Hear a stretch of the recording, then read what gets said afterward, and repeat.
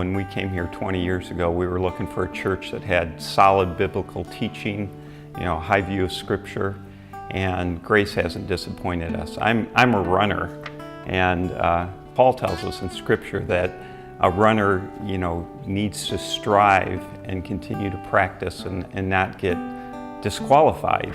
And so coming to Grace and getting fed every week is like training for me, and the teaching that we get here has just been phenomenal. My closest friends are here, my support network is here, the body of Grace are the people who pray for me, who've brought us meals, and I express my spiritual gifts here and grow through the teaching. So I feel like our lives are very closely wound up with the life of the church here. I was a Peoria newbie when we first got here. I was looking for a large church that had good doctrine. In my mind, I've always associated large churches with having really good youth ministry.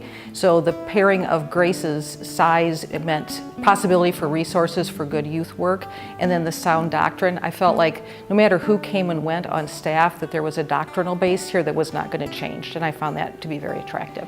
And the teaching we get on Grace here has been so helpful as I reflect through my spiritual journey and see, the time that I was the enemy of the gospel and how God loved me even while I was still His enemy. I've been thinking a lot about Ephesians 2:8 and 9. I memorized this a long time ago, and it is, "For by grace through faith you have been saved, and this is not your own doing. It is the gift of God, not a result of works, so that you may not boast."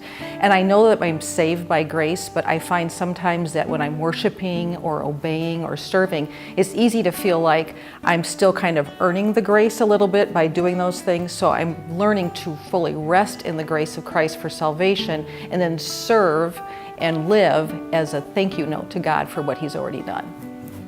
I remember Pastor Ben, teaching on Psalm 16:11, which, in God's right hand are pleasures forevermore.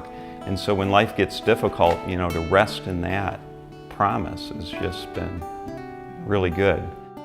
We hope that the vision that's in front of us today will be realized. We're really striving to be a church that represents the diversity of the world, and we hope that will be realized, and we hope that the rank and file members of our church, all of us present here, will never lose our passion for the gospel of Christ.